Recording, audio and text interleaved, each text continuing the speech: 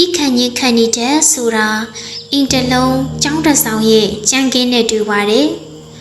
ခံနေတဲ့အားနေတာဟာတစ်သားရှာတို့ခင်းထားတာနဲ့တူပြီးခံနေတဲ့အားကောင်းတာဟာတန်ကွန်ကရစ်ခင်းထားတာနဲ့တူပါတယ်တစ်သားခင်းထားရင်အတန်လုံခြုံမှုမရှိသလို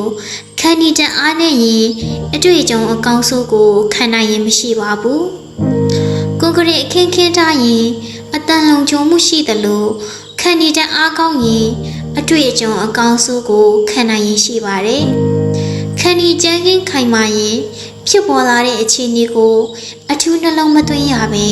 အလိုလျောက်သိခံနိုင်ပါတယ်ခံနေကြမ်းကင်းမခိုင်မာရင်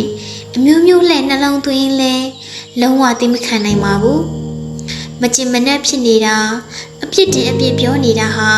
သိမခံနိုင်တာပါပဲခံနေအမာခံအားကောင်းရင်အကောင်းဘက်ကိုအလိုလိုတွေးပြီးသားဖြစ်နေပါတယ်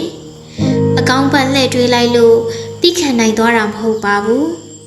သိခံနိုင်လို့ကိုအကောင်းဘက်လှည့်တွေးမိသွားတာပါ